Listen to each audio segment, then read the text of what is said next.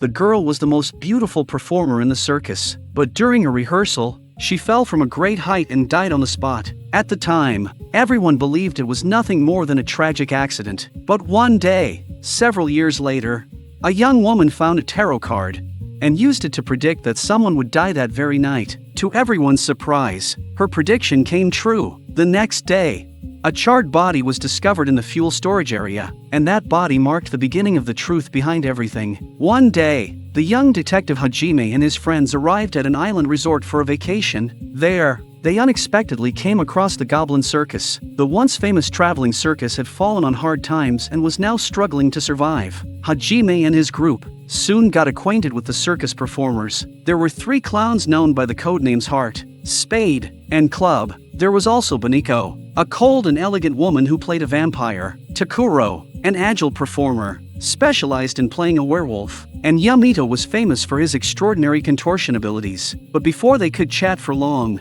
an incident occurred at the Goblin Circus. Someone had broken into the prop storage room. All of the performance props had been deliberately destroyed. On the wall, someone had left behind a chilling message: "Monster is back." A gigantic footprint was also found on the ground. Its size was far larger than that of an ordinary human foot. As the circus members explained the situation, a dark chapter of the past that everyone had deliberately buried was brought up once again. The monster referred to a man named Ishikawa. Ishikawa stood over 7.5 feet tall. He possessed an incredibly powerful physique and strength far beyond that of an ordinary person. He had once been the circus's greatest strongman performer. A year earlier, the live entertainment industry had fallen into a slump. The circus began losing audiences. Revenue could no longer cover expenses. The entire operation was on the verge of collapse. In an effort to attract more spectators, the performers came together and planned a high-risk fire stunt show. The massive Ishikawa was cast as the terrifying fire giant. However, an accident occurred during rehearsal. The chains used in the performance suddenly jammed. Ishikawa became trapped with no way to escape. The flames engulfed him within seconds. Ishikawa believed the others had intentionally set him up. As he screamed in agony, he swore that he would return for revenge. But after the fire was finally extinguished, no trace of Ishikawa's body could be found. From that day on, rumors that the monster would return for revenge spread throughout the circus. Just then, Beniko discovered a tarot card. The card was the Hanged Man. This card usually symbolizes self-sacrifice, seeing things from a different perspective, compassion, and sympathy. After reading the card, Beniko predicted that someone would die that night. The following morning, everyone gathered in the lodge lobby for breakfast. Unexpectedly, thick black smoke suddenly rose from the fuel storage area in the distance. Everyone rushed to the scene immediately. What awaited them was a horrifying murder scene. A burned corpse was pinned beneath a massive metal oil drum. The body had been severely carbonized by intense heat. Its face was impossible to identify. By examining the remains of the victim's costume,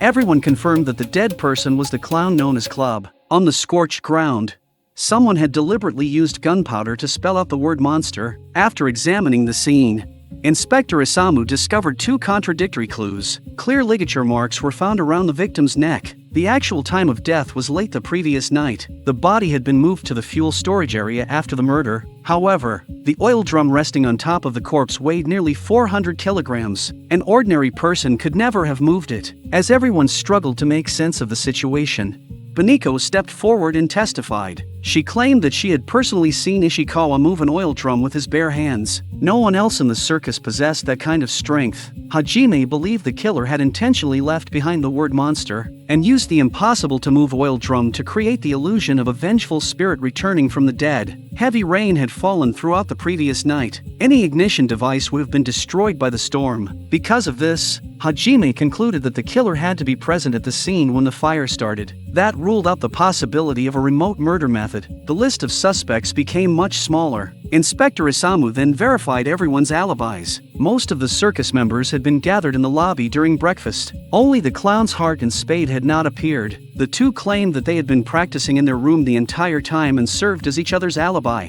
Club, who was originally responsible for guarding the fuel storage area, had volunteered to cover Hart's shift that day. After leaving, he was never seen again. After reviewing everyone's testimony, Isamu determined that 7:30 in the morning was the crucial time period. Everyone had an alibi. The only exception was the circus director Annette. No one could verify her whereabouts, but despite being the prime suspect, there was still no clear motive connecting her to the murder. The investigation reached a dead end. At that moment, Annette voluntarily began telling the long-buried history of the Goblin Circus. The Goblin Circus had once been one of the most famous circuses around. Its first director was Annette's younger brother Shingo. By chance, Shingo met Lily, one of America's top circus performers. The two quickly fell in love. Lily gave up her career and traveled all the way to Japan to join Shingo's circus. Lily's former partner Ishikawa soon followed her and joined as well.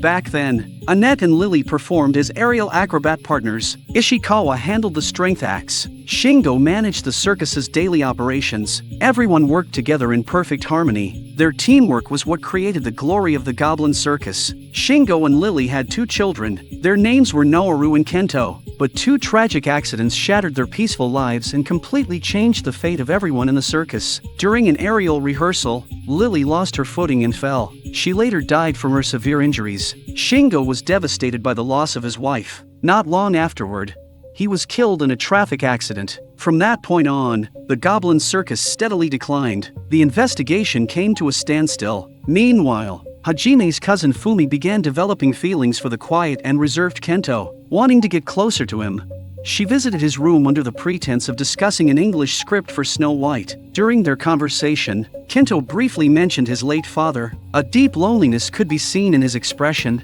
After that, he stopped talking. He clearly had no desire to revisit those painful memories. Fumi chose not to press him further. She casually picked up a pen and paper and began drafting a cast list for the play. As night fell, the entire island became shrouded in an atmosphere of silence and unease. Late that night, a phone call suddenly woke Hajime. The caller was Noaru. She told him that terrifying noises were coming from the room next door. Hajime immediately rushed over, but the door was locked from the inside. Flames and thick smoke were pouring out through the gaps around the door. Hajime looked through the opening beneath the door. Inside, he saw the clown spade hanging upside down from the ceiling by a rope. A large figure stood beside the body. At that moment, Inspector Isamu and Takuro arrived after hearing the commotion. Using a spare key, they unlocked the room. Nearly everything in the room had been burned to ashes. Spade's body lay on the floor, and the large figure had somehow vanished from the sealed room without a trace. Once again, the word monster appeared on the wall. The room itself had a simple layout. The only exit besides the door was a narrow ventilation duct. Among everyone present,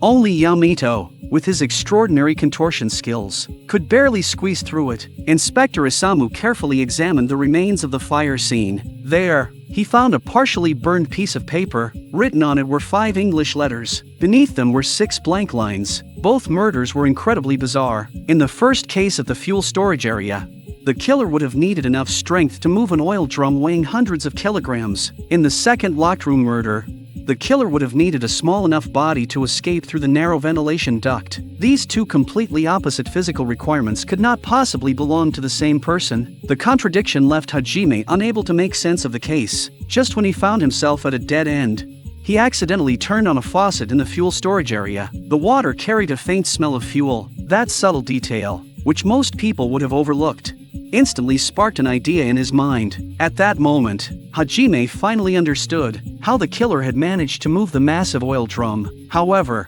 he still had no clue how the murderer escaped from the locked room. After returning to his room, he found Fumi busy preparing props for the Snow White play. The moment Hajime saw the giant apple she had drawn on a piece of cardboard, everything finally became clear. At the same time, Kengo called with an important update. He revealed that 10 years earlier, a violent bank robbery had taken place. 3 masked robbers had shot and killed 2 security guards. After stealing 200 million yen, they disappeared without a trace. The victims in this case, Club and Spade, along with the surviving heart, were in fact those 3 wanted criminals. The reason they constantly wore clown makeup was not for their performances. They were using it to conceal their true identities and evade the police. After receiving this information, Inspector Isamu immediately arrested Hart, who was attempting to flee. With that, the 10-year-old robbery case was finally solved. Soon afterward, Hajime gathered everyone together and began explaining the truth behind the two murders.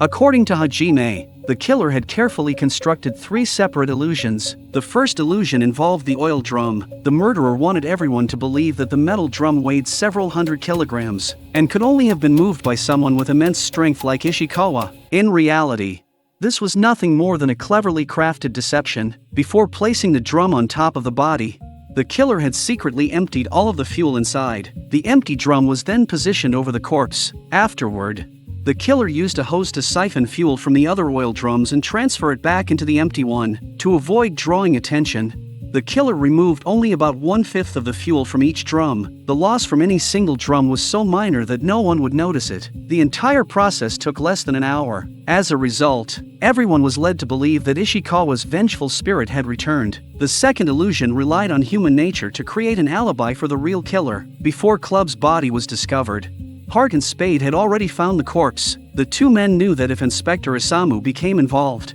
their roles in the bank robbery would eventually be uncovered.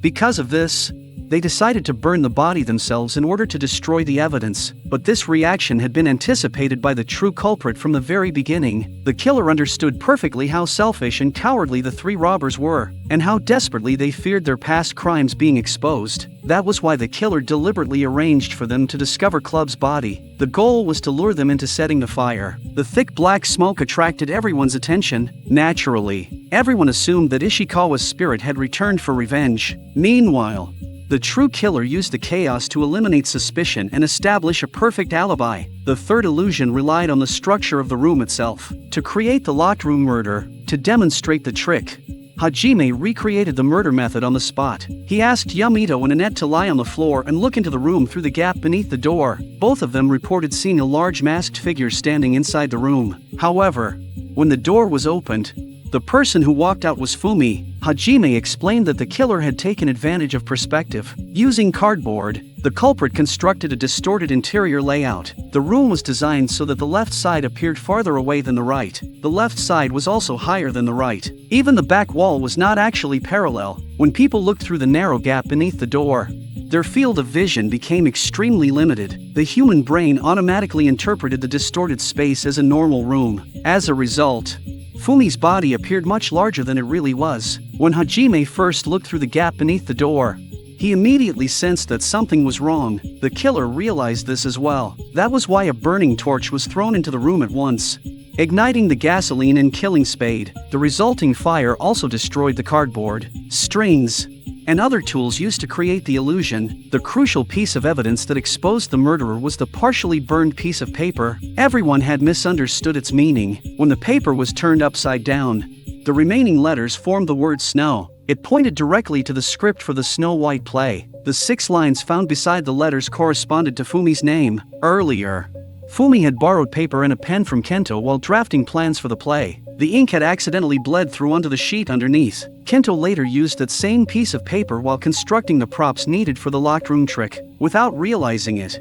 he left behind evidence that could never be erased. Therefore, the true culprit was Kento. However, no one could believe that Kento, who was still a teenager, was capable of killing 2 grown adults. But Hajime revealed that there was another murderer involved. As he said this, his eyes turned toward Kento's older sister Noaru. Seeing the situation unfold, Kento immediately took responsibility for all of the crimes. He then revealed the entire truth. In the memories of both him and his sister, Ishikawa, the man everyone had branded as a monster, was actually an incredibly kind person. After they lost their parents, he quietly watched over them and cared for them, and their mother Lily's fatal fall from the trapeze had never been an accident. She had been murdered. One day, Hart accidentally revealed the truth while drunk. Their father Shingo learned that Club, Spade, and Hart were wanted criminals. As a result, he decided to report them to the police, but the 3 men feared that their robbery and murder charges would be exposed. In retaliation, they targeted Lily. They forced her to perform an aerial act and deliberately sabotaged the performance midway through. As a result, Lily fell from a great height and died on the spot. By chance, Ishikawa eventually learned the whole truth. Filled with rage, he resolved to gather evidence and bring the 3 men to justice. However, during the Fire Giant performance, the 3 clowns secretly tampered with the chains restraining Ishikawa. They locked the chains in place, trapping him inside the flames. They then staged the incident to look like a tragic accident, but Ishikawa had always been a cautious man. Before the attack, he had already sensed that something was wrong, so he wrote a final letter. In it, he recorded every crime committed by the three clowns. He then sealed the letter inside a time capsule that he buried beneath a tree together with Noharu and Kento. The three of them had promised to open it together one day. Years later, Kento dug up the time capsule. Only then did he learn the truth that had been hidden for so long. From that moment on, hatred began to take root in Kento's heart. He swore that the three men would pay for what they had done. After revealing the entire truth,